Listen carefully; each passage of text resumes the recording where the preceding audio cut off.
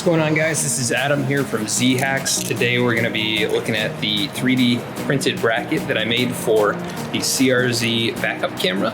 And so let's spin this around and take a look. You can see the bracket here has the branding kind of engraved into it. This was originally intended to be just a prototype bracket, actually. And so I wasn't intending to print it at this kind of quality, but I was actually very happy with the fitment. Everything seemed to work fairly well.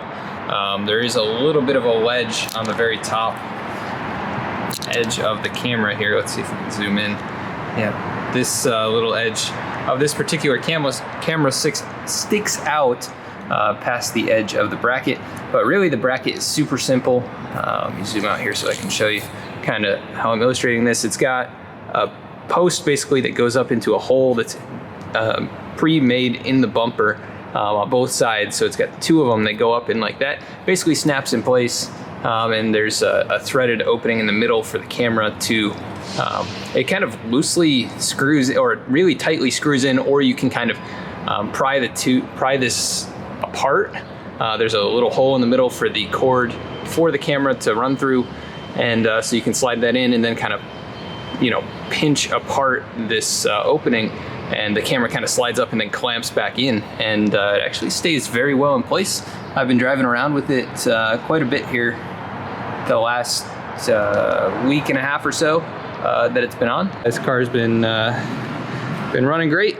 It does have a loud valve tick, which I thought I had fixed about a month and a half ago, 2 months ago, but it looks like they probably just made it worse. So I'm gonna have to get this car inspected anyways, and I'll have the same shop take a look at it and see if they can correct their work.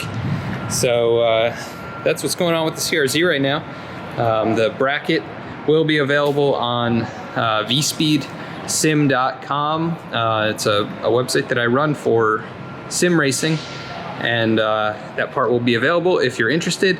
Also, the link to the camera will be down in the description, along with the link to the bracket, so you can check it out there. But that's gonna do it for this short video, guys. Let me know what you think of the bracket, and go take a look in the description there for the link if you're interested in installing a backup camera in your own car. Also, check out the video. I'll have it linked up here in the corner to see how I routed the cabling for the backup camera. And it's actually very straightforward, so check that out. And subscribe if you haven't. Hit the bell icon to stay notified of videos that are coming up. And like if you enjoyed the video, or dislike if you didn't for some reason. Leave comments below, and I'll be glad to read them and check them out. So thanks for watching, guys.